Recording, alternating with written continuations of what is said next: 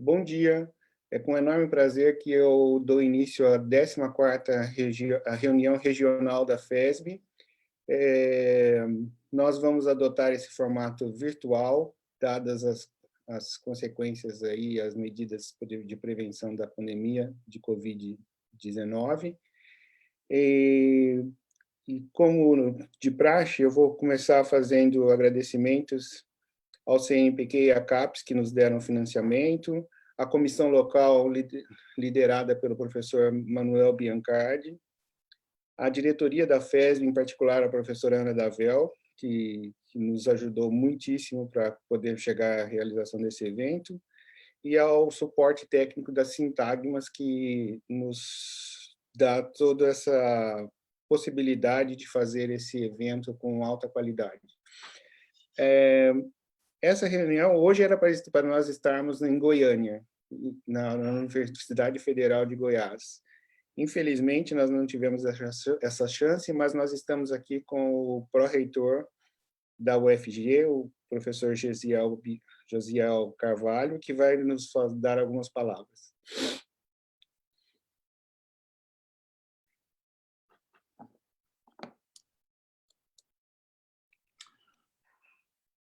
Gesiel, a palavra é sua. Sim, obrigado, professor Hernandes. Bom dia a todos que estão nos assistindo. Bom dia, professor Marcelo, professor Fernando, que serão os conferencistas a seguir, professor Manuel Biancardi, que está aqui conosco também. Eu participo aqui dessa fase inicial para cumprimentar a todos vocês, aos participantes, aos organizadores da realização dessa 14ª reunião regional da FESB, especialmente saudando pelo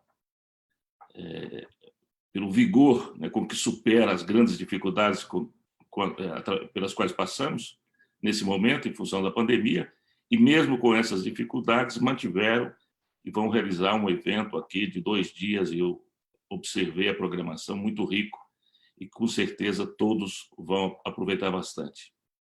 Gostaríamos, sem dúvida nenhuma, professor Hernandes, de estar recebendo todos vocês aqui na UFG, mas estamos certos de que, primeiro, o evento será muito exitoso, todos aproveitarão bastante, e que numa próxima oportunidade voltamos com esse evento aqui na UFG, com a presença de todos, o que será motivo de muita alegria, de muito contentamento aqui para a nossa universidade. Eu sei que todos estão e vieram logo cedo aqui para ouvir os conferencistas do primeiro horário da manhã, portanto, eu sou breve e serei breve, encerrando as minhas palavras, desejando a todos um excelente evento, né, e cumprimentando mais uma vez a Comissão Organizadora Nacional, aí através do professor Hernandes, e a comissão local, na pessoa do professor Manuel Biancardi. Bom evento a todos e espero que numa próxima reunião regional possamos estar juntos aqui em Goiânia. Será um prazer muito grande receber todos os participantes dessa importante reunião regional. Bom dia e obrigado. Muito obrigado, professor Josiel. Sempre um prazer enorme poder trabalhar com o senhor. Eu vou passar agora a palavra para o professor Manuel Biancardi, que vai fazer a apresentação de 2 feras da ciência nacional. Nós começamos, então, a programação científica e está com a palavra o professor Manuel Biancardi.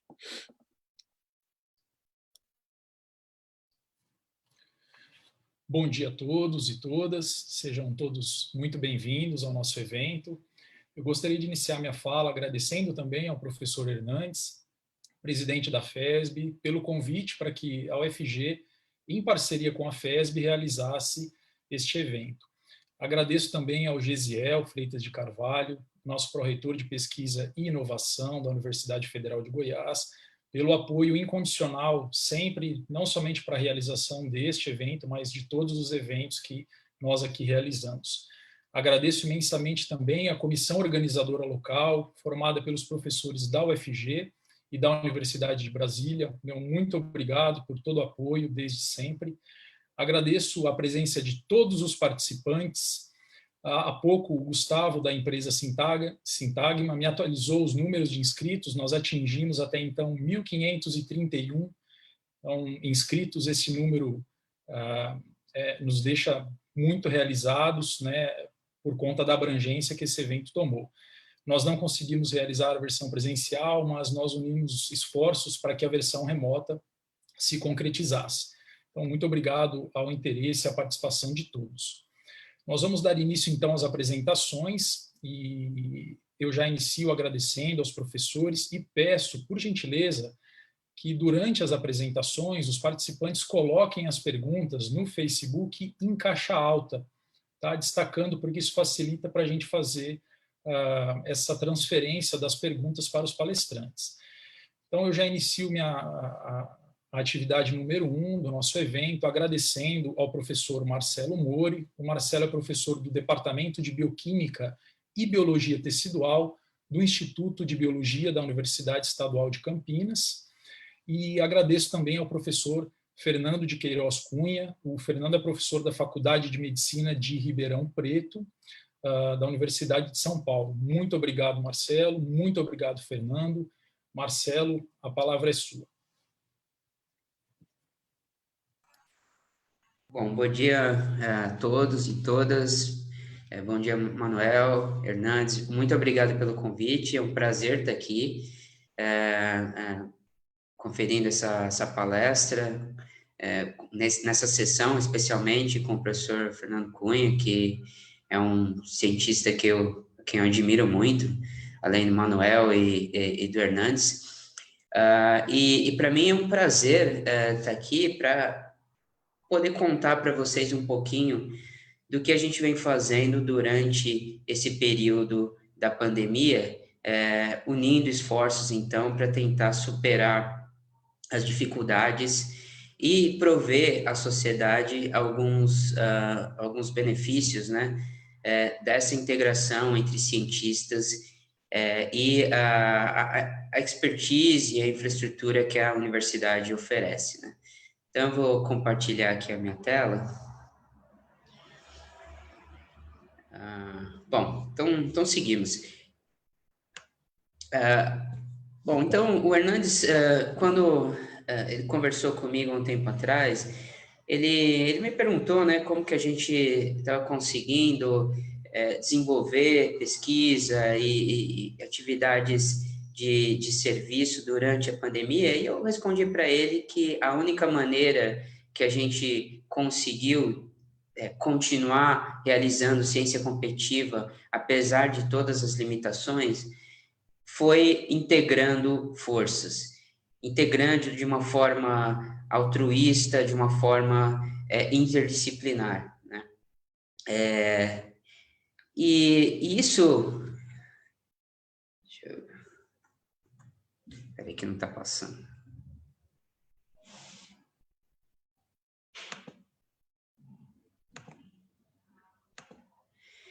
Bom, então a ideia aqui dessa apresentação é eu contar um pouquinho da história, da construção do que a gente chamou de Força-Tarefa Unicamp contra a Covid-19, que confere justamente essa estrutura de integração de grupos, de diferentes disciplinas, que foi fundamental para a gente conseguir atingir alguns objetivos importantes durante a pandemia, como, por exemplo, prover diagnóstico para a população aqui da região de Campinas, do estado de São Paulo, realizar ações sociais para ajudar a sociedade também aqui na região e realizar pesquisa em diferentes frentes.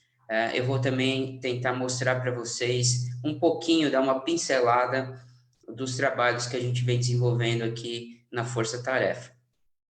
Bom, em 11 de março, todos nós sabemos, né, a Organização Mundial da Saúde declarou o novo coronavírus como uma pandemia. Nesse meio tempo, o novo coronavírus tinha chegado no Brasil, né? Em Campinas, onde eu trabalho aqui na Unicamp, o primeiro caso foi confirmado dias depois, né? Dia 13, 2 dias depois dessa declaração, o vírus chegava em Campinas. No mesmo dia, a Unicamp declarou a interrupção das atividades presenciais e estabeleceu um plano, então, para atividades remotas e atividades emergenciais. Nesse período, nessas semanas anteriores, um grupo de pesquisadores aqui do Instituto de Biologia da Unicamp, liderado pelo professor José Luiz Modena e com colaboração forte do professor Rafael Elias, do CNPEM, José Modena, aqui do Instituto de Biologia da Unicamp, começaram a desenvolver um método para detecção do vírus usando o RT-qPCR. Eles usaram um protocolo estabelecido pela Charité, em Berlim, né, e que foi validado por outros pesquisadores e chancelado pela ONU, e eles começaram a usar a infraestrutura do laboratório que eles tinham. O laboratório NB3 do Instituto de Biologia é um dos únicos de São Paulo e único aqui na região, e isso facilitou com que esses indivíduos, apesar do primeiro caso, né, relatado em Campinas ter chegado recentemente ali, eles conseguiram receber o vírus ativo, como uma doação do professor Dorigon, do ICB da USP, cultivar esse vírus e usar o RNA viral para controle positivo, para o desenvolvimento do teste. Isso foi fundamental. O professor Modena já tinha feito isso anteriormente no Zika, né? Que foi importante para capacitar o laboratório de patologia clínica aqui do Hospital de Clínicas da Unicamp, que atende uma população de 6,5 milhões de pessoas, para realizar esse teste diagnóstico, né? Mas, nesse caso, a gente sabia, ali no Instituto de Biologia, na Unicamp, que o laboratório do professor Modena, por si só, não ia dar conta, né? Nem o laboratório de patologia clínica. A gente sabia que vinha uma pandemia com dezenas de milhares ou centenas de milhares de casos somente na região. E a gente precisava pensar numa estratégia de escalonar isso para tentar dar o suporte adequado, né, para o hospital. Ao contrário, todos nós iríamos sofrer. Eu, como na posição de coordenador de pesquisa do Instituto de Biologia, e unido a alguns pesquisadores, né, do Instituto de Biologia, a gente começou a discutir possibilidades de dar suporte para o professor Modena, não só desenvolver esse método, né, e treinar o pessoal, capacitar voluntários, mas também para a realização de pesquisa no laboratório dele, que possibilitava, né, a manipulação do vírus ativo. Alguns pesquisadores estão aqui, eu vou pedir já desculpa, porque eu não vou conseguir mencionar o nome de todo mundo. Vocês, por favor, entrem no site da Força Tarefa, lá tem dezenas e dezenas de pessoas que participaram desse movimento. Sem elas, a gente não estaria aqui, eu certamente não estaria aqui hoje, dando essa palestra, e várias coisas não teriam acontecido, né? Mas o fato é que nós nos juntamos ali e eu, como representante de pesquisa do Instituto de Biologia, fui falar com a diretoria do Instituto sobre essa nossa vontade, né? A diretoria logo né, se prontificou a ajudar, a gente conversou com a reitoria sobre essa iniciativa e naquela mesma semana, na verdade no dia 17 de março, a gente bateu o martelo e construiu, então, o que a gente chamou de Força-Tarefa contra a Covid-19 da Unicamp. Uma iniciativa que veio de baixo para cima, mas que, em breves palavras, formou uma estrutura bastante organizada para dar suporte em diferentes áreas nesse enfrentamento contra a Covid-19, né? A gente tinha desde uma frente de captação de recursos, que foi fundamental para a gente conseguir doações, parcerias para fomentar, né, várias das nossas atividades, principalmente na frente de diagnóstico. A gente tinha também um suporte de divulgação, de comunicação muito importante nesse momento de conflitos de informações e que as pessoas estavam com os olhos voltados para a sociedade para tentar aprender mais sobre a pandemia, né? E várias outras áreas, desde as engenharias até as ciências biomédicas, até matemática, epidemiologia e ações sociais e ensaios clínicos que a gente vem desenvolvendo aí. Eu não vou falar sobre tudo, de novo, eu convido a todos a olharem o site da Força Tarefa e verem a abrangência, né, das nossas atividades, mas eu vou focar em alguns pontos que eu acho que foram fundamentais, né?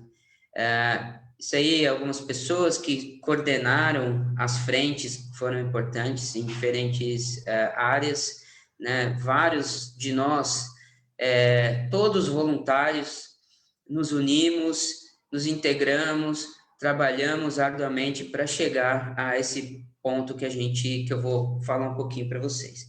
Bom, a frente de diagnóstico da Força Tarefa é, sem dúvida, o carro-chefe, né?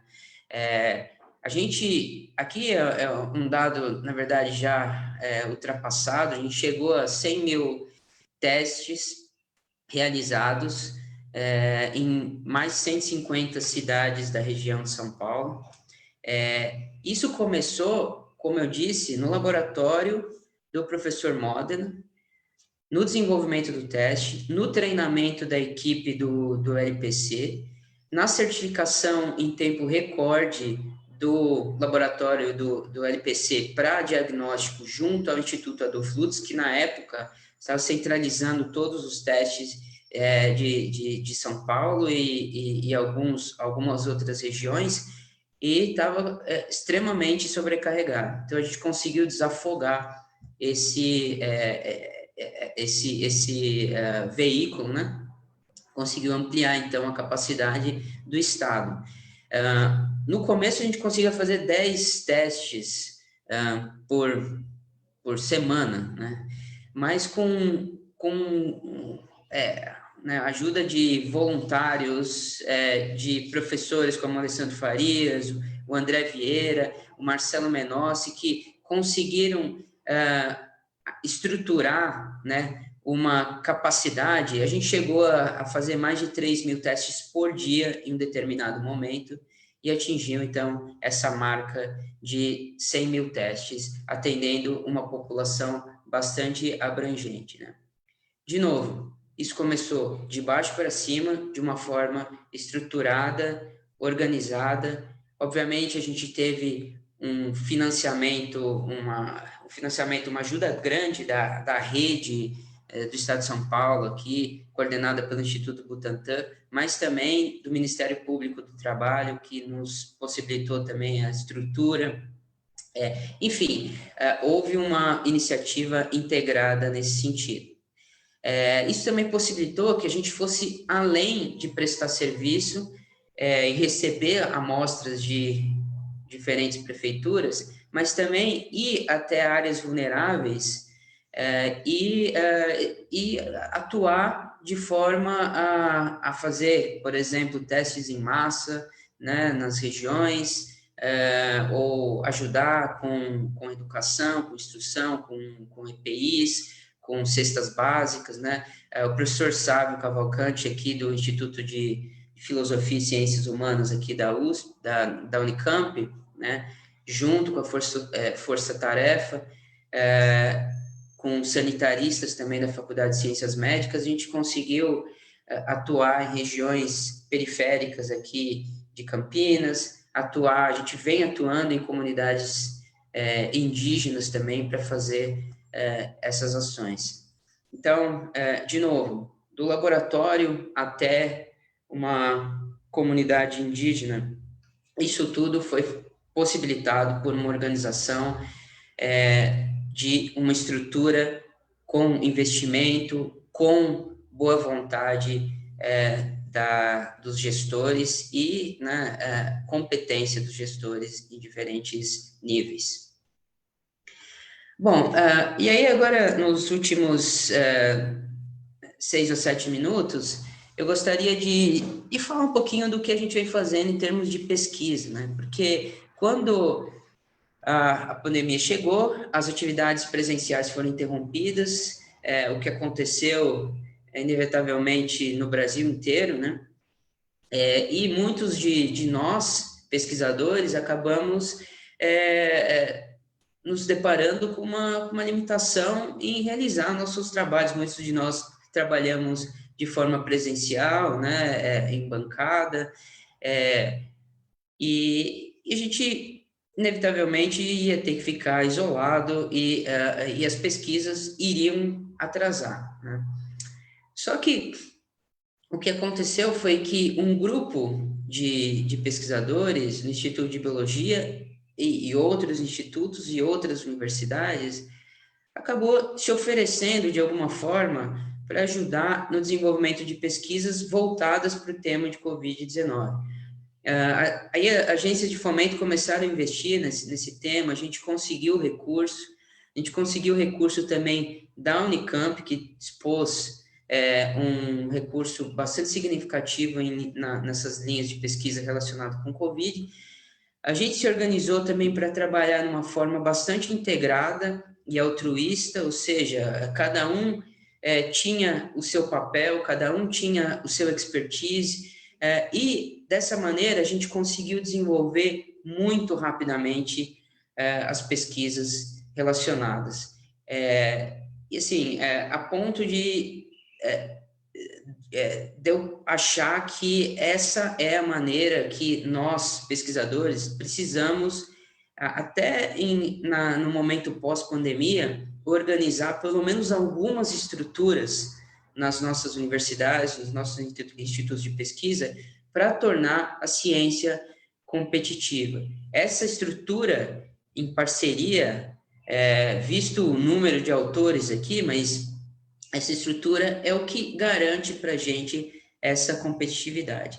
Um dos primeiros artigos que saíram, que envolvem pesquisadores da Força Tarefa, né, o professor Luiz Moda, o professor Andrei, mas que foi coordenado principalmente pelo professor Nuno Faria, da Oxford, e a professora Esther Sabino, da USP, foi esse artigo na Science, sobre a evolução da epidemia no Brasil, né, mostrando por onde o vírus entrou, como ele se espalhou.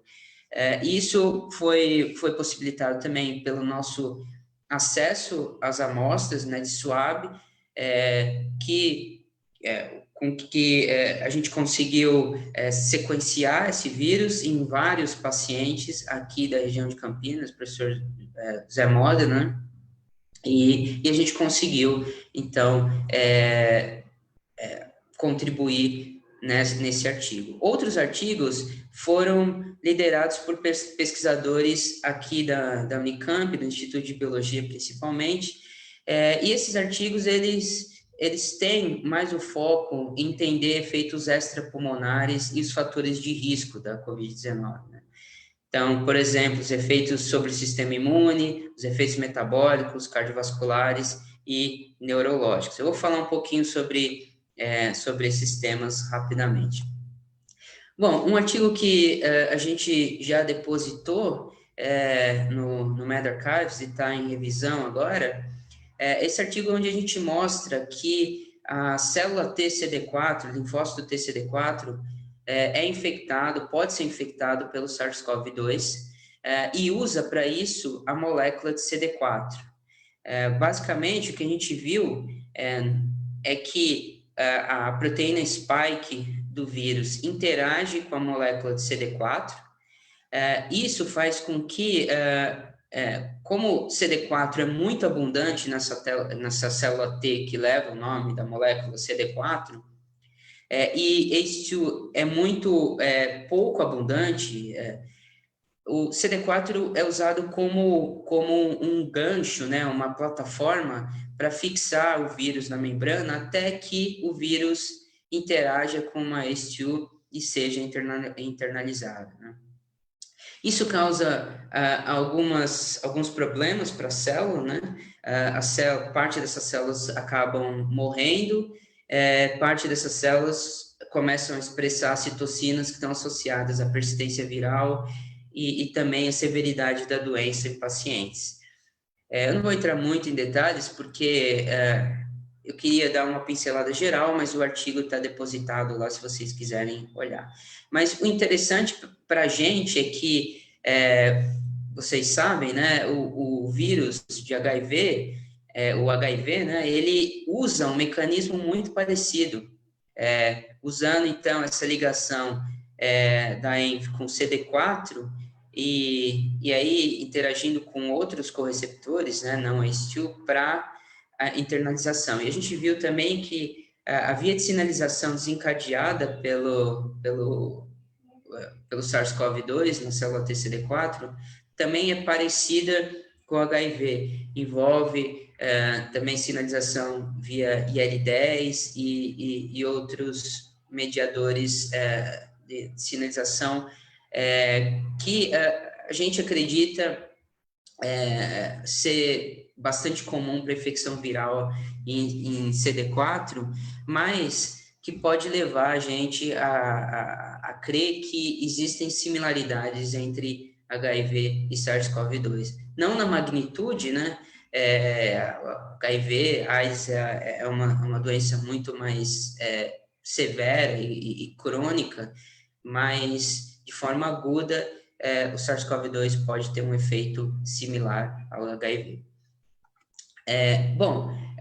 Um outro artigo que foi publicado já no Cell Metabolism é um artigo liderado pelo Pedro Vieira, também aqui do Instituto de Biologia, que mostra que, principalmente, que os níveis elevados de glicose podem levar o monócito a responder de uma forma mais pró-inflamatória à infecção, né?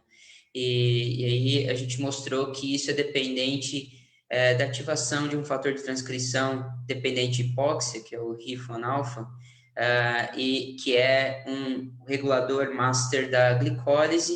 Então, basicamente, o que a gente viu é que quando o SARS-CoV-2 infecta o monócito, isso leva à produção de ROS que estabiliza HIF1-alpha, levando à transcrição de genes glicolíticos, e esses genes glicolíticos, eles favorecem, então, a glicólise, eles favorecem, então, a utilização de glicose, que, para o SARS-CoV-2, a gente viu, é muito positiva. Quanto mais glicose no meio, maior a replicação viral e maior a produção de citocinas, o que pode estar associado, então, a essa tempestade de citocina que acontece no paciente. Então, a gente viu também que essa tempestade de citocina leva a uma diminuição da proliferação de células T, um aumento de PD1 ali, de marcador de exaustão nas células T, e morte do epitélio, de células epiteliais, né? Então, isso pode estar associado ao quadro severo, né, da COVID-19, que está associado à linfopenia e morte de células epiteliais. Bom, uma outra linha que a gente está seguindo são os efeitos metabólicos da COVID-19, né? Essa linha é coordenada por mim, junto com o professor Luiz Leiria, que hoje está na USP, né? Colega do professor Fernando Cunha, lá em Beirão, e a professora Buba, aqui do Instituto de Química. Basicamente, o que nós estamos observando é que há diversas alterações metabólicas em pacientes com COVID-19, né? Esse é um exemplo aqui de um dado do professor Luiz, onde pacientes são admitidos com COVID no hospital e eles são normoglicêmicos, né? Aqui em azul, só que com o desenvolvimento da patologia, né, a glicemia vem aumentando até se equiparar a pacientes diabéticos. Se isso persiste ou não, é algo que a gente ainda está observando. Mas o que se sabe é que o pico de glicemia durante a fase aguda da doença, tem uma associação com a severidade, com a morte. Então, isso levantou a hipótese de que controlar a glicemia durante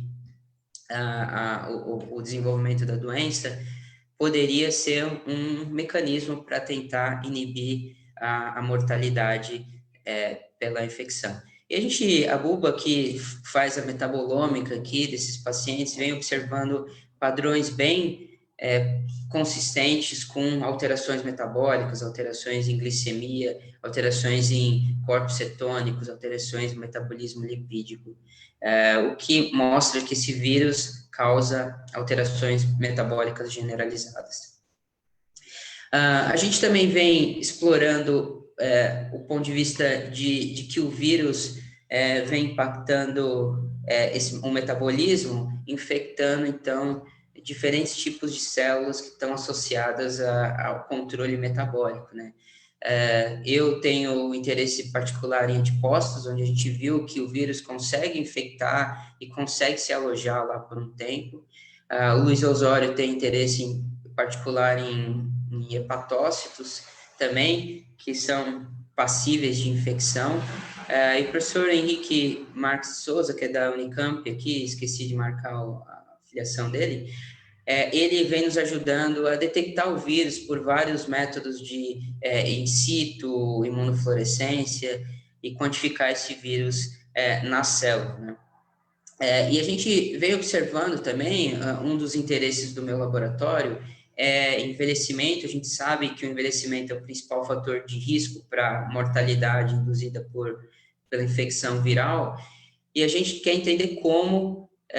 E um dos resultados que a gente tem, que a gente está explorando ainda, isso daqui não está publicado, é que células senescentes, ou seja, células que entraram num processo de senescência que envolve produção de moléculas associadas à senescência, principalmente citocinas, que causam fibrose e causam inflamação, e marcadores importantes, né? Essas células acumulam com o envelhecimento. A gente viu que, pelo menos em adipócitos, a indução de senescência ex vivo consegue aumentar a carga viral desses adipócitos, né? Bom, e para finalizar, eu queria só perder algum tempinho aqui, mostrando para vocês esse último estudo, que foi depositado já faz, acho que uma semana ou 10 dias, que é uma colaboração também ampla entre pesquisadores da Unicamp, como o Daniel Martins, né, e a Clarissa, que é a neurologista nossa, e o Thiago Cunha também, parceiro do Fernando Cunha, aí em Ribeirão, que está nos ajudando também nessa importante contribuição. Bom, o que a gente observou, né, a Clarissa e a Suda, principalmente, ao receber esses pacientes e avaliar vários parâmetros de estrutura do córtex, né, desses pacientes, ela começou a observar que havia alterações significativas em regiões do córtex, principalmente nessa região do córtex olfatório, né, que estava associada, então, à infecção pelo SARS-CoV-2. E o que foi bastante interessante é que essas alterações estruturais corticais, né, da espessura do córtex, acontecia, inclusive, em pacientes que não desenvolveram a doença pulmonar severa, né? Pessoas que não foram internadas e que não precisaram de suporte de oxigênio. A gente tem uma coorte aí de um pouco mais de 80 indivíduos. A gente comparou isso com um banco de uns 140 indivíduos, né, saudáveis, e a gente começou a ver as associações, alterações estruturais no córtex cerebral. E uma coisa também que a gente observou, que a Clarissa observou, e o grupo dela, é que havia um aumento da prevalência nesses pacientes, né, nesses indivíduos que foram infectados e que não manifestaram a doença respiratória, uma grande prevalência, uma maior prevalência em relação aos controles de sintomas neurológicos, neuropsiquiátricos, né, como, por exemplo, ansiedade, como, por exemplo, depressão, como, por exemplo, alterações cognitivas. Então, esse teste aqui, é um teste que mede ansiedade. A Clarissa começou a observar que havia uma alteração que era inversamente proporcional a essa alteração no giro orbital direito, né, que está marcado aqui. Esse outro teste, o TRAIL-B, é um teste de cognição, que também tinha associação significativa com outras alterações estruturais. Essas alterações estruturais que vocês veem aqui estão numa região ali perto na região olfatória, numa outra coorte, liderada então pelo grupo lá de Ribeirão, né, pelo Tiago e pelos patologistas lá, a gente conseguiu ter acesso, né, a uma biópsia de tecido pós-mortem de paciente com Covid, que faleceu por Covid, dessa região próxima que a gente identificou aqui. E aí a gente foi buscar se o vírus estava lá e onde ele estava. E a gente viu que, de fato, nessa região, cerca de 60% das células estão infectadas com vírus, não só identificado pela marcação da proteína spike, né, mas também pela marcação do RNA dupla fita, que denota que o vírus está replicando de alguma maneira. A maior parte dessas células que estão infectadas são astrócitos. E aí a gente foi tentar entender o que estava acontecendo com esses astrócitos, né, ao serem infectados. E a gente viu que, né, numa cultura ex vivo, esse estudo todo foi liderado pelo professor Daniel, mas, em particular, ele contribuiu nesse modelo in vitro, né, de diferenciação de astrócitos a partir de células tronconeurais, realizou vários testes de metabolômica, proteômica, para chegar e tentar identificar os mecanismos relacionados com essa infecção. E uma das coisas que foi observada, assim, claramente, é uma alteração do metabolismo, principalmente de glicose, glutamina e glutamato, né? Então, os níveis de piruvato, lactato, estão bastante diminuídos nos astrócitos infectados. Isso é importante porque o astrócito alimenta o neurônio com lactato. Então, diminuição da produção de lactato não é algo desejável, apesar de que a gente observa que no meio extracelular desses astrócitos não há alteração em lactato. Mas uma alteração significativa é nesses aminoácidos, glutamina e glutamato, GABA e alfa-cetoglutarato, que estão na mesma via. A gente sabe que glutamina é essencial, e essa diminuição de glutamina, junto com os seus intermediários, sugere que há um maior consumo de glutamina pelos astrócitos, e isso vai, inevitavelmente, depletar o astrócito de alguns neurotransmissores fundamentais, né? E vai depletar também os astrócitos de metabólitos importantes para os neurônios produzirem esses neurotransmissores, como glutamato e GABA. Né? E, ao fim, para terminar, o que a gente foi avaliar é se essa alteração, essas alterações que acontecem no astrócito poderiam ter um impacto no neurônio, que aí poderia, sim, ter uma associação com a fisiopatologia, o que a gente estava observando nos sintomas, né, na sintomatologia e nas alterações estruturais. E o que a gente viu é que quando a gente pegava o meio condicionado do astrócito infectado e jogava em cima de um neurônio, esse neurônio, então, morria mais. Então, existe mais apoptose quando o neurônio está em contato com o meio condicionado de astrócito infectado. O que pode sugerir que o modelo em que, pelo menos parte dos sintomas neuropsiquiátricos que a gente vê em pacientes com COVID e essas alterações estruturais, principalmente ali no trato, no córtex olfatório, podem estar associados a uma infecção, né, direta do vírus, de astrócitos pelo vírus, alterações metabólicas no astrócito. A gente sabe que o astrócito é importante para suportar o neurônio, né, suportar não é a palavra certa, é um anglicismo, mas apoiar, né, dar suporte ao neurônio, tanto em termos metabólicos quanto em substratos para a produção de neurotransmissores. Então, isso, para fechar, mostra como a gente conseguiu, ali no grupo da Força Tarefa, se integrar. Isso daqui não seria possível sem o esforço incomensurável dos voluntários, principalmente dos alunos. Não há como... todos esses artigos têm 40, 50, 70 autores, vários deles têm múltiplos primeiros autores, mas, assim, todos participaram muito. Esse é uma conquista de um grupo, né?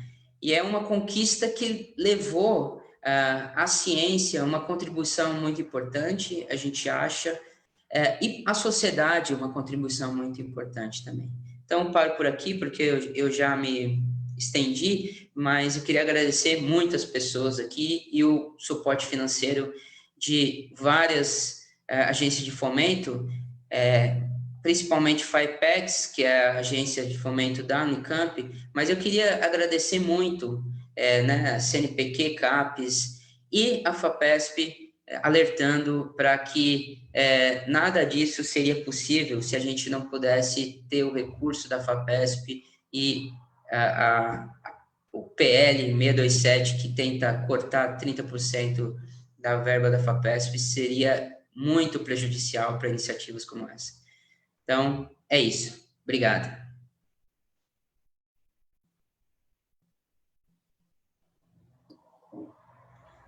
Obrigado, Marcelo, pela excelente apresentação. Enquanto o Hernandes repassa aqui para mim algumas perguntas, eu vou fazer uma pergunta aqui, Marcelo. Eu não sei se eu perdi na sua apresentação, mas você falou sobre um aumento do córtex cerebral. Eles chegaram a verificar qual elemento dessa região do córtex que aumenta de fato, Marcelo? Tem uma predominância de um elemento tecidual em detrimento de outro? Na verdade, a gente vê alterações em algumas partes do córtex, agora eu não vou lembrar qual, existe uma diminuição da espessura e em algumas outras regiões a gente vê um aumento da espessura, né? A gente não consegue ainda ver qual é o componente, mas a gente sabe que é a substância cinzenta, né? Então, mas a gente não sabe exatamente qual que é a região exata e quais são as estruturas alteradas ali que garantem essa alteração estrutural mais macro, né? Perfeito, perfeito. Marcelo, nós temos algumas perguntas aqui dos ouvintes, e um deles pergunta: o que faz um paciente receber a carga viral maior que outro? Bom, o recebimento da carga viral depende do contato com o vírus, né? Então, mecanismos de barreira vão diminuir a quantidade de vírus que o paciente recebe. Então, o que vai diminuir a carga viral que o paciente recebe vai ser essencialmente né, as barreiras que nós temos biológicas e nós impomos externamente, como, por exemplo, máscara, distanciamento social. Então, ainda né, a prevenção acontece principalmente por etiqueta, por barreiras, uso de máscara, distanciamento social. Perfeito, Marcelo. Muito obrigado mais uma vez pela apresentação, pelas respostas. Nós temos que seguir para a próxima atividade por conta do tempo. E eu já inicio, então, agradecendo mais uma vez ao professor Fernando de Queiroz Cunha, que é professor da Faculdade de Medicina de Ribeirão Preto, da Universidade de São Paulo. Fernando, muito obrigado. A palavra é sua, por gentileza.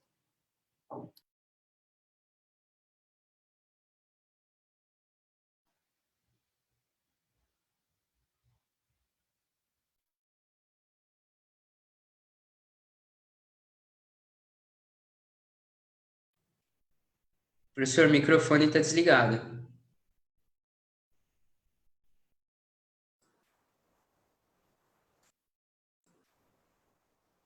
Tá ok agora? Sim, agora sim. Sim, ok. Tô ouvindo todo mundo? Estamos ouvindo, Fernando. Tá ótimo. Inicialmente, eu queria agradecer a FESB e a comissão local, e principalmente o professor Manuel e a professora Simone pelo convite. É uma honra falar os congressos da FESB. E também elogiar pela escolha da sequência de apresentações, né? Ou seja, a apresentação que o professor Moro fez eu mudar a minha aqui ao longo, porque eu ia fazer vários slides falando sobre isso. O que ele mostrou lá, que aconteceu na Unicamp, de certa maneira aconteceu aqui. Eu vou falar rapidamente sobre isso, mas mostra uma coisa para nós, ou seja, quando você junta pessoas com formações distintas, nós conseguimos fazer enormes avanços científicos, né? O que ele mostrou, isso são artigos publicados nas melhores revistas. Além disso, está fazendo uma parte de extensão, né, tanto do ponto de vista de ensaios, testes, como também de divulgação de ciência, né? Então, ou seja, isso aconteceu em Ribeirão Preto. Eu vou contar um pouquinho sobre isso no início aqui, né, e vou mostrar os dados e tentar responder um pouco da pergunta que foi feito colocado para mim. Vou colocar o título da apresentação aqui, que é o seguinte: é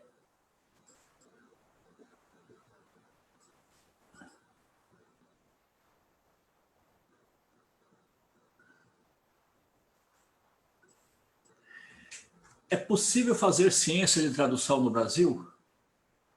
Eu estou colocando embaixo com vermelho. Duas semanas atrás, eu fiz uma conferência no Code, lá em Nova York, e o título é esse: são as NETs potenciais alvos terapêuticos para a intervenção do Covid? Eu estou colocando, eu vou usar isso para tentar responder a pergunta que foi me colocada. É possível fazer ciência de tradução no Brasil? Isso é diferente da pergunta se é possível desenvolver um medicamento no Brasil. Se você perguntar, é possível desenvolver uma nova planta ou para na agricultura? Não há dúvida. O Brasil, nós temos milhões de exemplos que, em algumas áreas, o Brasil conseguiu sair da ciência experimental para o produto tecnológico. Em várias áreas. Na área médica, isso nós temos que discutir bastante ainda. Eu acho que nós temos um grande caminho para percorrer. E eu acho que a experiência que nós estamos tendo aqui em Ribeirão Preto ajuda a entender um pouco sobre isso, né? Então, eu faço parte do CRID, né? O CRID é um centro de pesquisa translacional em doenças inflamatórias. Então, a tradução Centro de Pesquisa em Doenças Inflamatórias, em inglês. O que o CRID faz? Ele estuda a imunopatologia de doenças inflamatórias de diferentes origens. Olha para quê? Para identificar novos alvos terapêuticos ou diagnóstico dessas doenças. E trabalhar no desenvolvimento de um produto ou de uma substância, de medicamento que possa interferir com isso e ser utilizado para o tratamento dessas doenças. Nós trabalhamos com doenças inflamatórias de origem inflamatória, autoimune, metabólica, entre outras. Nunca trabalhamos com vírus, né? Nunca trabalhamos com vírus, né? O que nós estamos podendo ver é que, sendo um grupo multidisciplinar, nós temos lá farmacologistas, imunologistas, geneticistas, etc., bioinformatas, vários clínicos, químico medicinal, está aqui todos trabalhando em colaboração. A nossa ideia é que... Não está indo passando rapidamente. Engraçado. a nossa ideia é que se juntar pessoas de formações distintas com um espírito colaborativo, nós realmente temos olhares diferentes sobre a pergunta e, consequentemente, podemos discutir e ter uma proposta mais importante a ser abordada e, obviamente, teríamos respostas melhores. Bom, os últimos 5 anos, eu diria, nosso laboratório, o CRID, mas principalmente eu, estava envolvido com os mecanismos de lesões de órgãos que acontecem na sepsis, porque trabalhamos com inflamação de origem inflamatória também. E nós estávamos estudando se NET participa das lesões de órgãos na sepsis, né? Aqui só está um exemplo, nós estamos vendo aqui o controle, o animal já é o LPS ou CLP, ele tem uma enorme extensão no pulmão do paciente, um edema, migração de células, etc. E se nós tratarmos eles com uma droga que inibe as NETs, degrada NETs, que é uma DNase, você olha, o pulmão está mostrando aqui. Similar resultados tem com o CLP, e em pacientes nós temos uma associação clara entre as concentrações plasmáticas de NET e as lesões, a gravidade da sepsis que se mede através do sulfur. Fernando, desculpa interromper, você pode colocar a sua apresentação em módulo apresentação, porque está cortando os seus slides. É engraçado, ela está.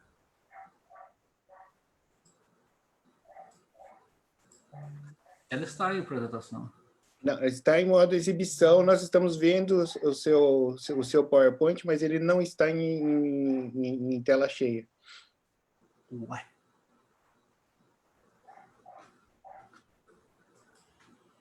Engraçado. Não está? Agora melhorou? Só um instantinho, vamos ver. Quando nós estávamos concluindo esses trabalhos, começou a pandemia. Ou seja, exatamente como aconteceu na Unicamp, na mesma data, a universidade fechou, do ponto de vista de realização de experimentos, etc., abrindo uma única janela, que era a parte de atendimento para pacientes com Covid e pesquisa na área de Covid. Nós realizamos uma reunião, né, já tinha o CRID, e falou, olha, o CRID poderia tentar mostrar um grupo que fosse muito além do CRID para estudar o coronavírus, né? Obviamente, nós juntamos com pessoas da Faculdade de Medicina que trabalham com virologia, mas a maioria das pessoas tinham experiência científica em outras áreas que trouxe essa experiência para o lado do Covid. E, obviamente, a primeira etapa que teve foi começar a estudar sobre a doença. O que nós observamos?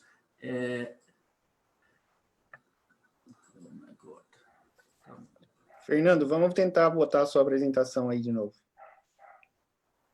Só quando eu saio, quando eu saio. Interrompa o seu compartilhamento e volte, por favor. Desculpe interromper, mas é que nós não estamos vendo. Então eu vou fazer o seguinte, eu vou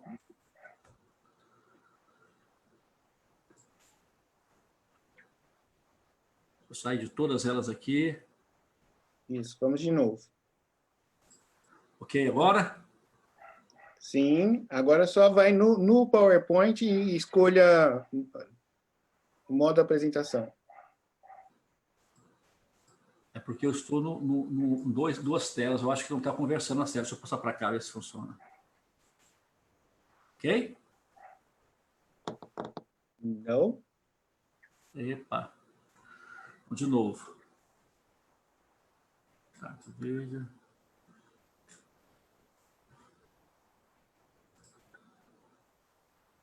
Sair todas elas, porque talvez seja isso o problema.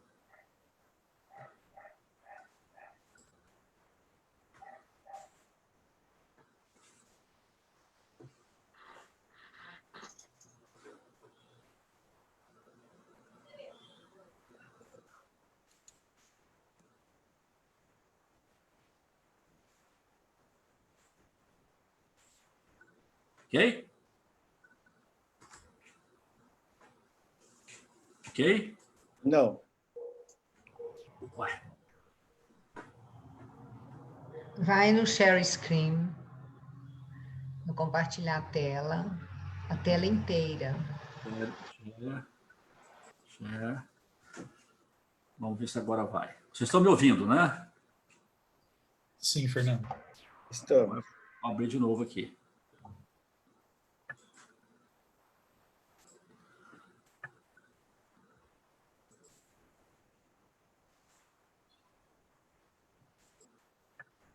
Ok? Agora sim, Fernando. Eu não entendo o que aconteceu. Próximo.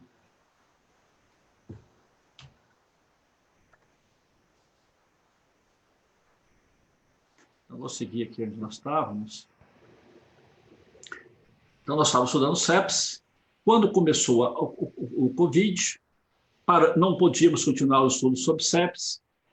Começamos a estudar sobre a infecção com o SARS-CoV-2. Quando eu olhei essa patologia, eu falei, puxa vida, é muito semelhante ao que acontece em sepsis.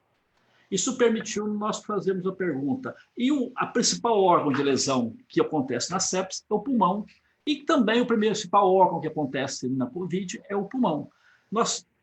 A pergunta, até eu estou colocando o mesmo slide aqui, nós simplesmente trocamos aqui, são as NETs envolvidas nos órgãos, nas lesões de órgãos na sepsis. Eu falei, vamos olhar na COVID. Qual a vantagem que nós levávamos? Nós tínhamos uma enorme experiência em estudar a inflamação e olhando o papel das NETs, tem todos os reagentes possíveis necessários para esse estudo. Isso permitiu que nós saíssemos na frente, né? E nós começamos a trabalhar com essa pergunta. Antes de falar um pouquinho sobre os resultados, só chamar a atenção o que é NET. NET é, como o próprio nome está dizendo, é uma rede de DNA decorada com enzimas lisossomais, enzimas microbicidas presentes no neutrófilo, como, por exemplo, elastase, MPO. Né? Aqui uma foto do trabalho original que foi publicado por este grupo, um grupo alemão.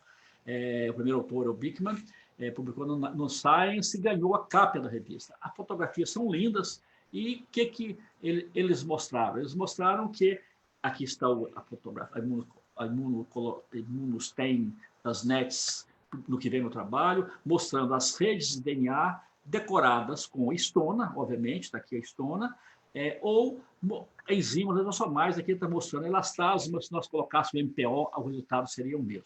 Então, a ideia é que o neutrófilo, no foco inflamatório, ele libera essa rede, os pescadores pescam peixe, pescam micro-organismo, e isso é extremamente tóxico para os micro-organismos, como está mostrando aqui. Aqui nós estamos vendo os micro-organismos presos na rede, três tipos de micro-organismos, e quando você olha a atividade microbicida sobre essas bactérias, elas todas estão apresentando mais de 30% de morte. E se você picota a rede, usa uma tesourinha para picotar a NET, que na realidade é uma DNase, toda essa atividade microbicida foi embora. Então, nós começamos a estudar isso, mas também isso permitiu que os autores falassem que o killing, o mecanismo microbicida dos neutrófilos, especificamente os neutrófilos, depende de fagocitose e liberação de enzimas lisossomais. E eles falaram também, além disso, os neutrófilos podem liberar, a partir do seu núcleo, uma rede de DNA e enzimas lisossomais, e ele chamou esse processo de netose, né, que tinha uma atividade microbicida. Depois se demonstrou, vários grupos, inclusive o nosso, que além da atividade microbicida, as NETs também causavam lesões, como acontece com os outros mediadores microbicidas, como o óxido nítrico, como os radicais livres derivados do oxigênio ou do nitrogênio, ou mesmo as enzimas lisossomais. A NET também causava lesões importantes em órgãos, inclusive do pulmão, como nós mostramos na sepsis. Como é que começa a liberação de NET? O passo inicial é a ativação de uma enzima que está no citosol, que é o APAD, pode aparecer no núcleo dos neutrófilos, mas normalmente está no citosol.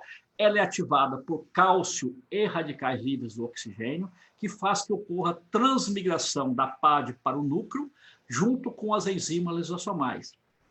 E no núcleo, a PAD vai deaminar a arginina da histona. Nesse momento, ela está formando está citrulinando a arginina, a histona, né? Porque a hora que você tira o nitrogênio da arginina, ele vira citrulina, então você está citrulinando a histona, ela muda a carga, ou há uma descondensação da cromatina, junta-se, gruda-se aqui as enzimas lisossomais e ocorre a liberação desse conjunto. Eu vou falar um pouquinho depois como é que ocorre essa liberação. Esse nome é netose, né? O processo depende de cálcio e depende principalmente dessa enzima, que é a PAD4. Né?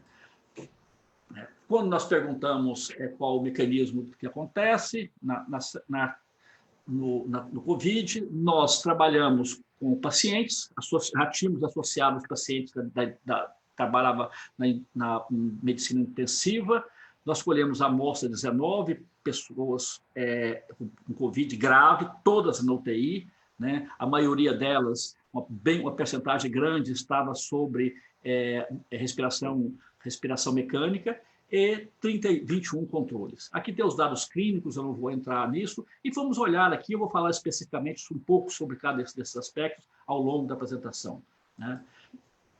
Bom, estava descrito na literatura que os pacientes com COVID grave, eles têm uma neutrofilia, e nós confirmamos aqui, tanto em percentagem como número de células, os números de neutrófilos dos pacientes estão aumentados, isso batia com a literatura, ou seja, nós estamos falando de pacientes com COVID grave, apesar dos dados clínicos já estar demonstrando isso. E nós perguntamos, esses pacientes produzem mais NET do que os controles? E a resposta é sim, claramente está demonstrado aqui, né? Aumento no plasma, existe NET no plasma de pessoas normais, em baixos níveis, está significativamente aumentado nos pacientes. Mas como eles têm uma neutrofilia, a pergunta que vinha pode ser porque tem mais neutrófilos circulando, os neutrófilos estão liberando mais NET. Não, se você pegar o mesmo número de neutrófilos de pessoas normais e pessoas com COVID e olhar no sobredadante desses neutrófilos, os neutrófilos de pacientes liberam mais NET. Então, excluindo a possibilidade de ser um efeito do número. Eles liberam mais NET. Confirmamos isso, uma microscopia confocal linda, né? Ou seja, trabalhar com isso tem as vantagens para ter quadros na sua casa com essas imagens, né? Ou seja, não há dúvida nenhuma que nós estamos falando de COVID, de NET. Bom, o interessante é que se você colhe os neutrófilos dos pacientes com COVID e compara com pessoas, e você vai encontrar 80% desses neutrófilos estão liberando NET. Olha, a percentagem enorme, estão cuspindo o NET lá na circulação, uma grande quantidade, 80% dos neutrófilos. Uma coisa muito importante é saber, esse mecanismo de liberação de NET é por um mecanismo dependente de PAD4, porque pode acontecer em algumas situações que o processo libera por mecanismo independente de PAD4, eu não posso discutir isso aqui por questão de tempo, e a resposta é sim. Se você pretratar esses neutrófilos com essa droga, que é os CI-amidina, inibe a PAD4. Olha o que acontece com a produção de NET, zero. Né? Então, estamos tratando de uma produção de NET dependente de PAD4. A próxima etapa foi, mas as lesões principais que acontecem no COVID é no pulmão. Então, vamos olhar no pulmão. Nós colhemos o líquido, o fluido, foi aspirado o fluido da traqueia dos pacientes, ou seja, tem um cuidado muito grande. Olha a concentração. Eu estou colocando aqui no plasma, que tem em torno de 15 nanogramas por ml. Olha o quanto tem no aspirado da traqueia. Em torno quase 200 nanogramas, 10 vezes mais NET do que acontece no plasma. Né? O que poderia nos sugerir que isso tem a ver com as lesões? Obviamente, fizemos uma imunostaining também, e nós confirmamos que lá no lavado, aqui está presente, é NET.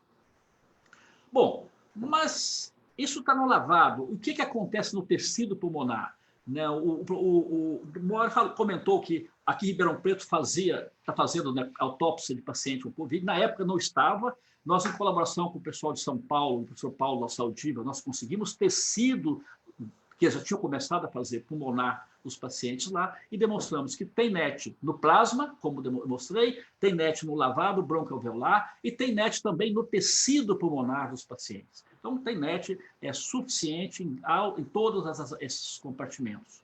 Né?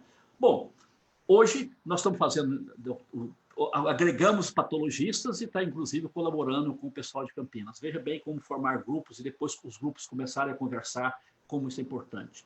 Bom, a pergunta seguinte foi, e se nós pegarmos neutrófilos saudáveis, controles, eles serão infectados e passam a produzir NET in vitro? E a resposta é sim. Olha, neutrófilos normais incubados com o meio do vírus não dá nada. Se você inativa o vírus, também não produz NET. No entanto, neutrófilos saudáveis incubados com 2 doses diferentes de SARS-CoV ele passa a produzir NET. E esta produção é bloqueada pelo inibidor de PAD4, como podemos observar aqui. Aqui estão as determinações, então aqui está o superdadante do vírus, o vírus inativado, vírus com 0,5 MOI, 1 MOI, olha, um aumento enorme, e essa produção do 1 MOI é bloqueada se você tratar os neutrófilos normais com o vírus. Ou seja, produz em vivo, mas se você colocar neutrófilos in vitro, eles infectam, a pergunta eu vou mostrar daqui a pouco, e produz NET. Essa parte de comprimento das NETs eu não vou entrar em detalhe, porque nós não temos tempo. Encontramos no interior dos neutrófilos a presença de antígenos detectada por um anticorpo específico, aqui produzido aí em Campinas, né? Esse anticorpo mostrou que o neutrófilo produz NET, ou seja, o neutrófilo está infectado, ou pelo menos ele absorve o antígeno e está produzindo a NET.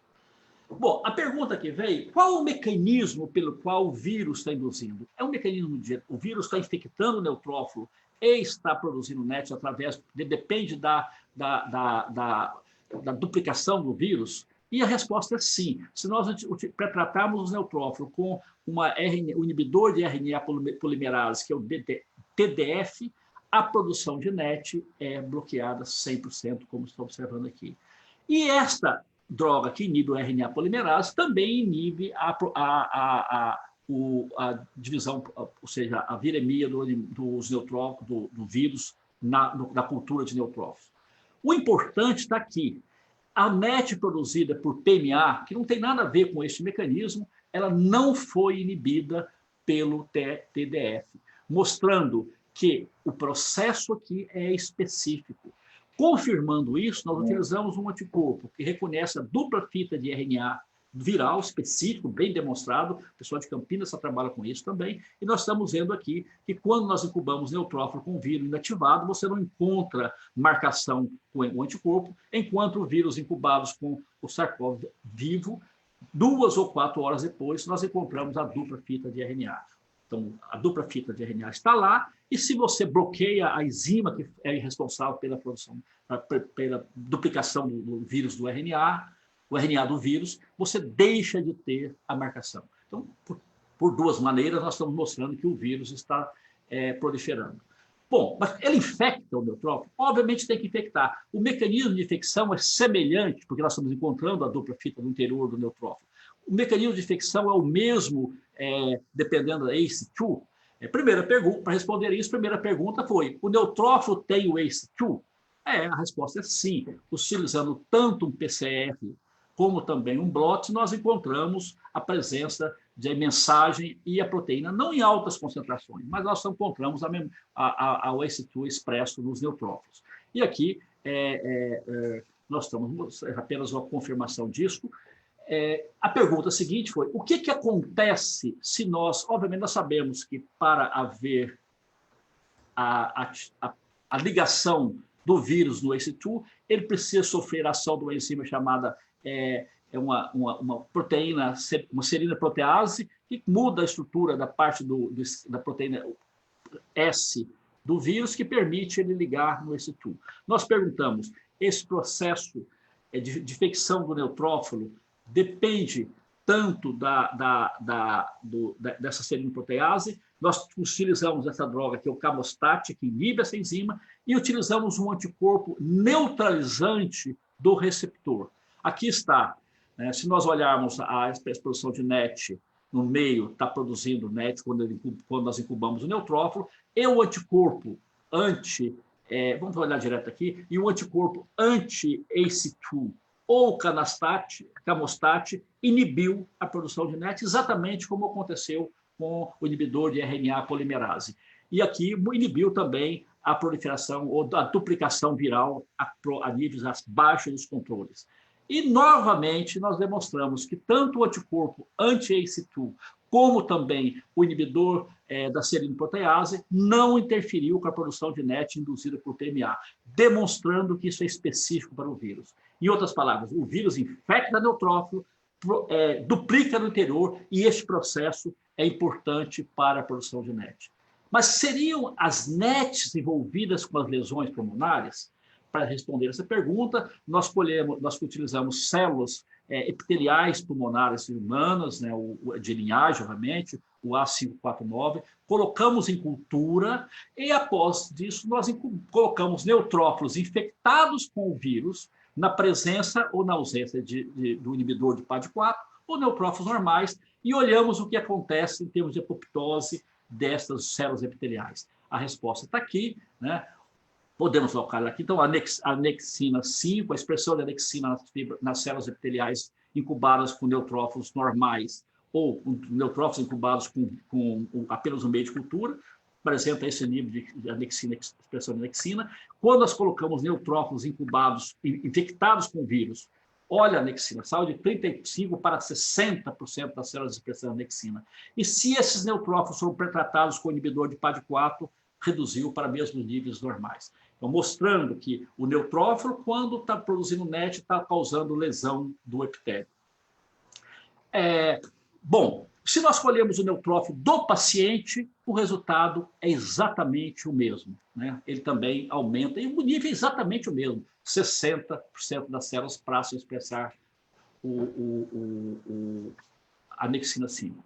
Bom, para confirmar isso, nós pegamos neutrófilos in vitro, ativamos eles ou com vírus, mas principalmente com PMA para evitar a infecção. PMA produz uma enorme quantidade de NET. Pegamos o sobrenadante, purificamos as NETs desse sobrenadante, ou seja, isso é um viés de farmacologista, ele gosta de provar, de desaprovar, etc, etc. E agora, em vez de colocar o neutrófilo na cultura, nós colocamos a própria NET purificada. E olha o que acontece. Também a NET purificada aumentou a expressão de anexina. E se nós picotarmos essa NET utilizando DNase, este aumento de expressão desapareceu, demonstrando que NET é capaz de mimetizar o efeito do neutrófilo infectado, né? Capaz de causar lesão no epitélio. Bom, para confirmar, finalmente, nós falamos, bom, mas uma outra maneira, nós sabemos que células epiteliais normais expressam a citoqueratina 17, como está visto aqui. Se nós pré-tratarmos esses neutrófilos, essas células epiteliais com RNA NET purificada, a expressão desapareceu, confirmando os dados que nós observamos com expressão a apoptose. E quando nós pré-tratamos com NET, que foi pré-tratada com RNase, preservamos a expressão de citoqueratina lá. E aqui está as dosagens, demonstrando que, por duas maneiras diferentes, que as células epiteliais estão morrendo por um mecanismo dependente da NET, né?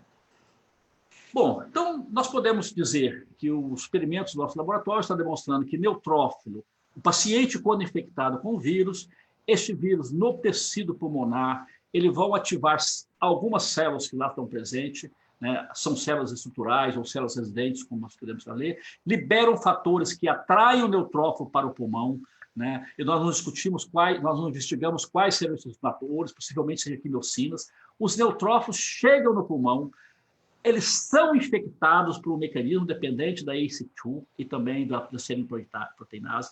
Eles proliferam no interior do neutrófilo. Por um mecanismo dependente de ativam a PAD4, liberam NET, e as NETs liberadas estão causando lesão do epitélio, né?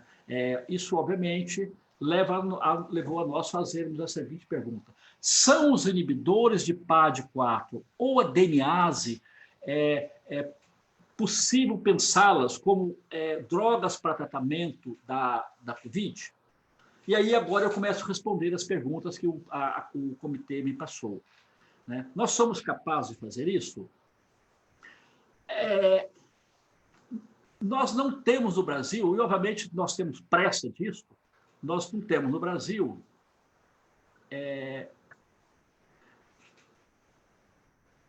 um sistema muito rápido de desenvolvimento tecnológico. Mas então, o que acontece? Ou no Brasil ou no mundo todo, o que está procurando na situação do Covid é um reposicionamento de drogas, ou seja, utilizar uma droga que já está no mercado, que é utilizada para tratar outras doenças, porque nós evitamos a parte de ensaios pré-clínicos. Existe uma DNase no mercado que se utiliza para tratar fibrose cística, que é produzido pela Roche. Nós entramos em contato com a Roche rapidamente, o processo foi, e nós não conseguimos fazer o trial clínico com o DNase. porque o povo aqui no Brasil, da indústria farmacêutica, tem uma dificuldade de decidir as coisas. Você tem que escrever tudo, manda para os Estados Unidos, manda para a Europa, etc, etc. Isso leva muito tempo. E nós não ganhamos esta. Ou seja, o primeiro grupo do mundo a fazer a proposta de estudar, de usar a DNase para tratamento do Covid, nós fomos nós. E nós não conseguimos convencer a indústria farmacêutica em tempo para nós fazermos um trial clínico, e talvez nós teríamos colocado. Esse trial clínico está sendo feito pela própria Roche, né, nos Estados Unidos, né, obviamente, possivelmente, não querendo se megalomaníaco, utilizando as nossas propostas que fomos enviadas para lá. Eles queriam que nós fizéssemos, assumindo todos os riscos, etc., pagando todo, até os seguros de vida. Isso nos dificultou muito e nós mudamos de coisa. Mais um exemplo. Nós não tem nada a ver com Covid, mas tem a ver com a pergunta que foi nos colocada. Todos os pacientes que têm artrite reumatoide tomam methotrexato, é a droga, o padrão ouro, né? E 30% dessas pessoas que tomam methotrexato não respondem. Então, você trata o paciente 6 meses e depois você sabe, bom, não respondeu. Aí você muda o medicamento. E durante esse processo todo, nós temos lesões. Eu não tive tempo, peço desculpa, que eu trabalho. Nós demonstramos por que esses pacientes não respondem. E tentamos fazer um diagnóstico clínico. Ou seja, o paciente chegava no hospital, diagnosticou artrite reumatoide, eles poderiam fazer um teste, se não é tão simples, mas possível, e provar que ele vai ou não responder ao methotrexato. Se ele não vai responder, você não começa a tratá-lo com methotrexato, você começaria a tratar com os imunobiológicos. Nós tentamos fazer essa patente de várias maneiras no Brasil, não foi para frente. Por quê?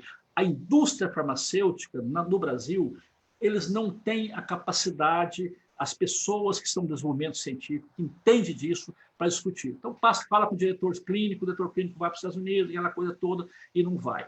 Nós tentamos fazer na Alemanha, e agora nós estamos tentando desenvolver em colaboração com um grupo alemão, não sei se vai dar certo. Esse é mais um exemplo. Próximo.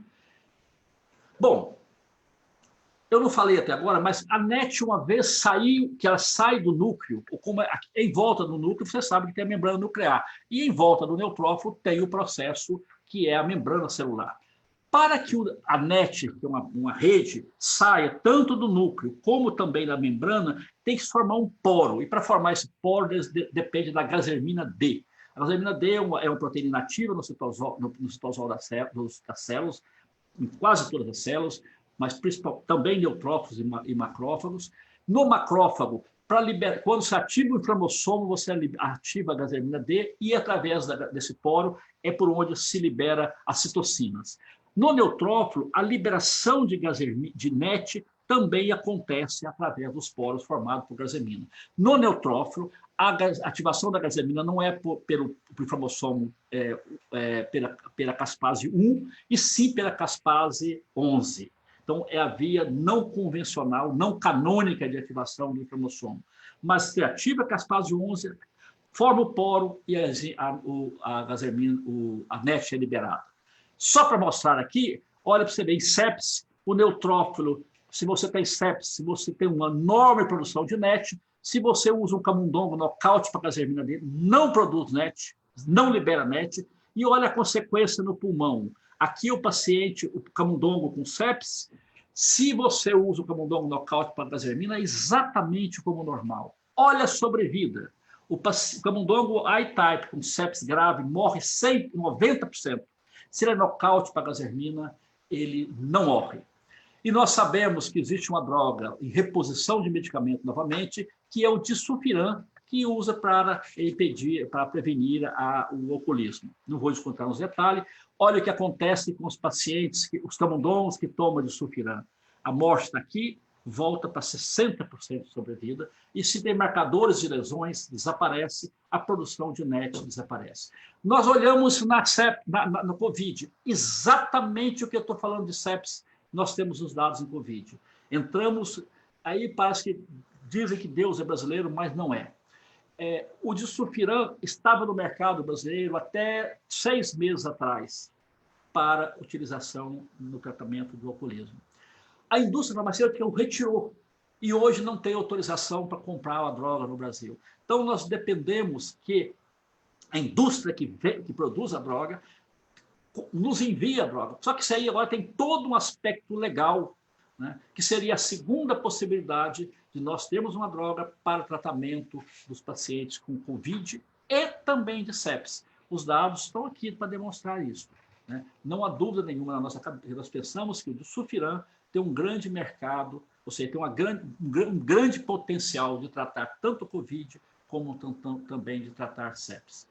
Nós estamos, parece que eu estou um pouquinho mais otimista que nós vamos conseguir realizar o trial clínico para a Covid, né? Para sepsis um pouco mais complicado, porque depende de uma série de setores, né? Estamos mostrando, de uma certa maneira, que para algumas áreas o Brasil já é capaz, sim, de fazer a tradução da pesquisa experimental para o produto final.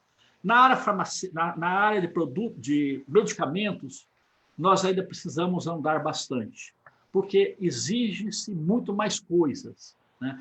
Mas, juntando grupos, como aconteceu na Unicamp, que provou que é possível fazer ciência, que compete internacionalmente, né? Veja as pesquisas que foram feitas lá. As nossas também, de uma certa maneira, aqui foram feitas, e você vê como nós estamos produzindo em colaboração o Grupo de Ribeirão Preto, em colaboração com o Grupo de Campinas, né? Não há dúvida nenhuma que a ciência que nós fazemos pode ter a qualidade que acontece no mundo.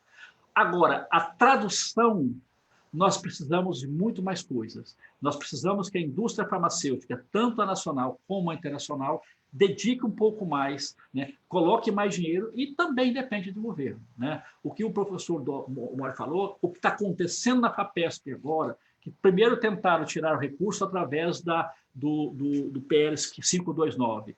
Conseguiu retirar isso da Assembleia. Agora vem com a nova proposta. Era para tirar 30% este ano e mais 30%, 60%. Ou seja, se São Paulo tem uma vantagem em relação ao resto do mundo, todo mundo sabe disso, é porque São Paulo tem a FAPESP. Nós deveríamos ter FAPESPs no Brasil inteiro. E o governo federal deveria estar colocando dinheiro suficiente para que, além de fazer a ciência, nós pudéssemos também fazer a parte tecnológica. A parte tecnológica, as pessoas sabem que é muito mais cara. A indústria farmacêutica, como aconteceu na indústria, por exemplo, aeronáutica, como aconteceu na Embrapa, e, de alguma maneira, a indústria voltada para a produção de alimentos, houve um desenvolvimento no Brasil, enquanto nós não fizemos ainda na indústria farmacêutica.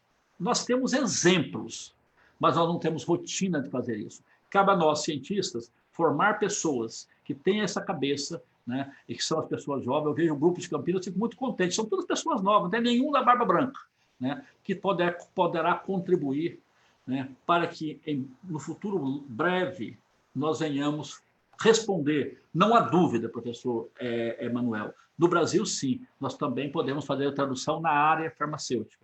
Terminando, eu quero agradecer isso aqui, os pessoal, são os líderes do CEPID, né, eu, o Paulo Lozada, diretor clínico, o Zeca, o Tiago, né, esses são ligados, e a Larissa, tá, um amigo meu, o Steve Pui, falava, Tumene Cunhas, mas não são meus filhos não, viu, gente? Não tem nada aqui, são Cunhas por outras origens.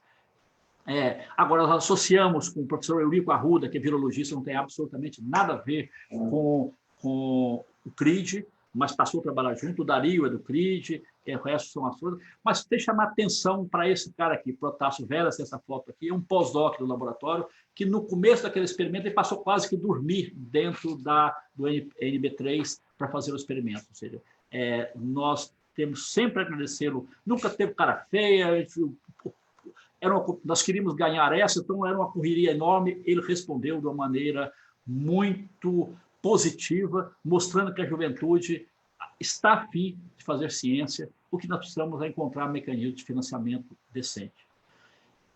Obviamente, como o professor Mori falou, tem muita gente envolvida, né? É um conjunto muito grande. Obrigado.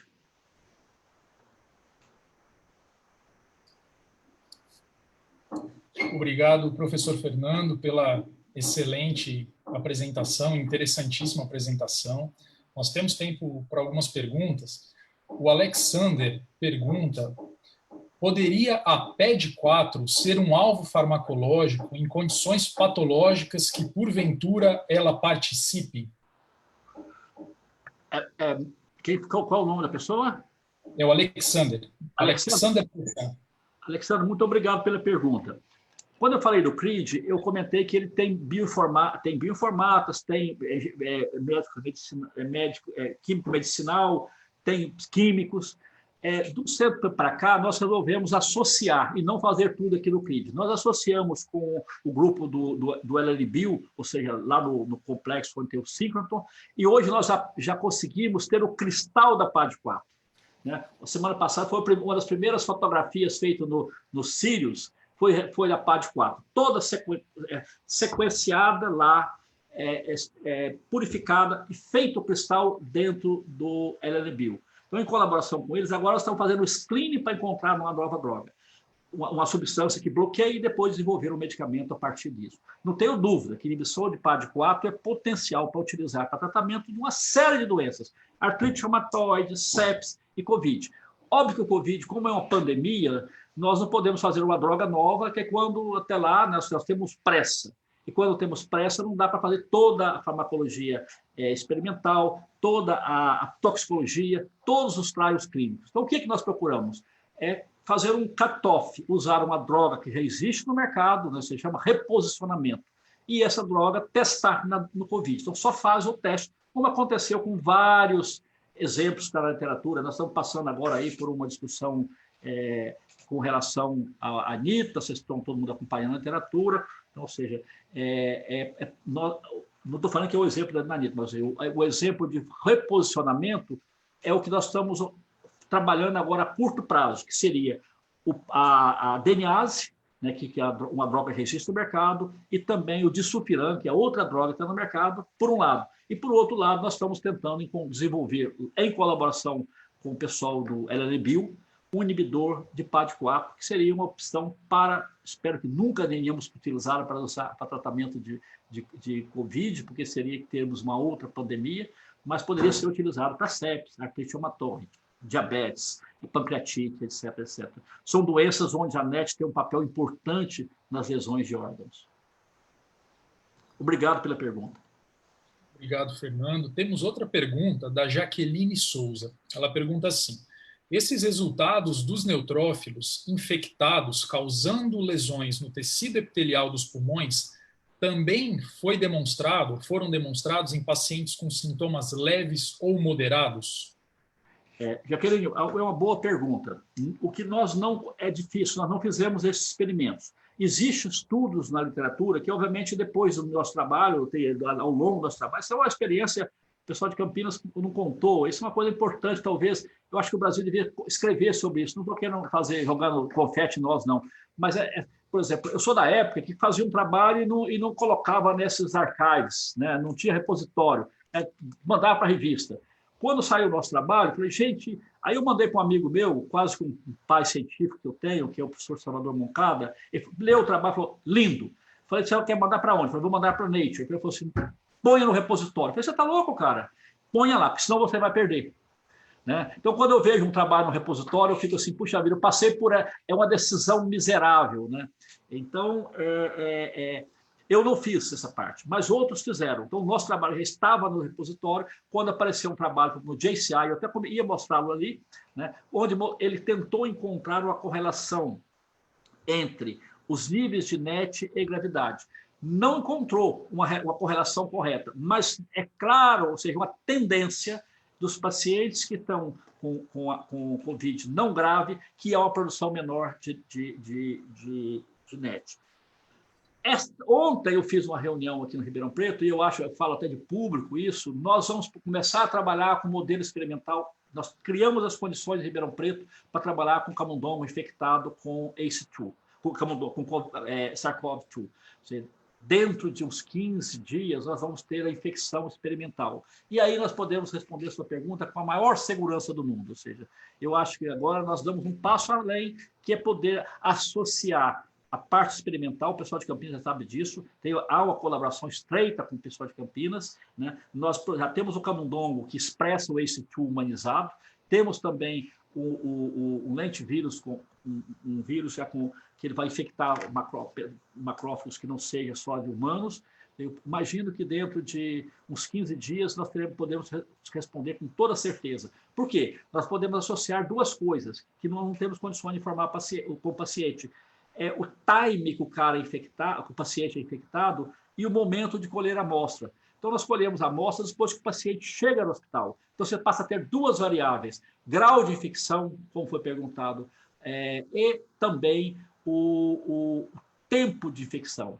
Então, nessas duas variáveis, o trabalho que foi publicado no JCI, ele não conseguiu correlação. Há uma tendência, né? Mas eu não tenho dúvida, se tem uma infecção menor, porque in vitro nós mostramos isso. Se você infecta com doses menores, liberam menos NET.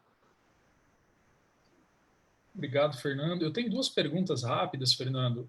Aquele poro formado pela gasdermina que você comentou, ele se forma na membrana plasmática do neutrófilo e se forma também no envoltório nuclear? Essa é uma pergunta. E a outra é, se existem outros tipos celulares da linhagem branca que também formam essas NETs? Professor, você fez duas perguntas legais, porque me ajuda a falar coisas que eu não tive tempo de falar lá. A literatura descreve que forma no núcleo e se forma também na membrana celular. Nós conseguimos encontrar o que nós temos um anticorpo que reconhece a gasdermina D, porque quando ela é ativada, ela tem uma parte que fica no interior da célula, ou é liberada, e outra parte que forma o poro. Nós usamos um anticorpo específico, nós encontramos a gasdermina na membrana celular dos neutrófilos. Então, ou seja, mas a literatura descreve, porque você tem que imaginar que o núcleo está lá, e tem uma membrana. E eu não falei, mas a liberação de NET tem dois mecanismos. Até pouco tempo falava que só existia a netose lítica, que o neutrófilo morria. Aquela maneira meio católica que nós determinamos, que tudo tem um fim. Então, o neutrófilo não dando conta de controlar a infecção, ele morre, né, porque perderia o núcleo, e joga a rede e prende as bactérias, ou seja, é uma maneira, digamos que é quase positivista de ver a ciência. Mas eu não acho que seja só assim, não. Agora apareceram os trabalhos recentes mostrando que pode ter uma netose não lítica, que o neutrófilo libera apenas parte do seu conteúdo nuclear, do seu DNA, só um pedacinho, e continua migrando, fagocitando e matando. Né? Então, para isso, nós precisaríamos ter um poro. E aí já existem demonstrações com o pessoal com microscopia de alta resolução, mostrando que há o poro tanto na membrana nuclear como na membrana da célula. Eu não tenho dúvida que essa questão aí abre a perspectiva importante de tratamento. Porque qual a finalidade da gasdermina? A gasdermina ela é um poro na célula que libera